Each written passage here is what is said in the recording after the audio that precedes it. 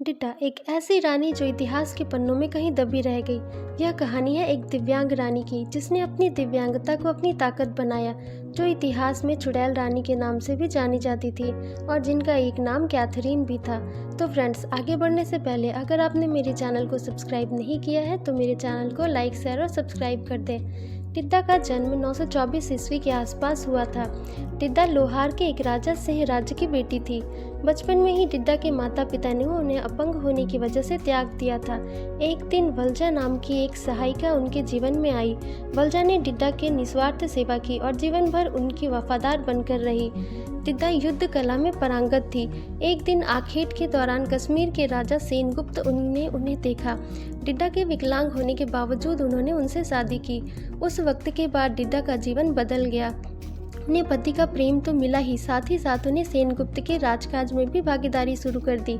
इस भागीदारी के सम्मान में राजा सेनगुप्त ने उनके नाम पर एक सिक्का जारी किया।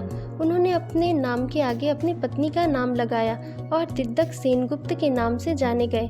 वो पहले ऐसे राजा थे जिन्होंने अपनी पत्नी के नाम से जाने गए। एक दिन आखेट के दौरान उनकी मृत्यु हो गई। अब डिड्डा की जिंदगी ऐसे दोराहे पे आके खड़ी थी जहाँ एक तरफ पति की मृत्यु का दुख और दूसरी तरफ सती हो जाने की परंपरा थी, तो तीसरी तरफ एक नन्हे से राजकुमार के पालन पोषण की जिम्मेदारी थी। इसलिए राजा सेनगुप्त की मृत्यु के बाद उन्होंने सती होने से साफ इनकार कर दिया और अपने बेटे को गद्दी पर बैठाकर स्वयं राजमाता बन गई।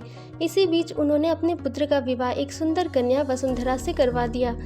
वसुंधरा डिड्डा को खतरे के रूप में देखती थी। उसने अभिमन्यु के दिमाग में डिड्डा के प्रति जहर घोलना शुरू कर दिया और एक दिन डिड्डा को राजमहल से बाहर निकाल दिया गया।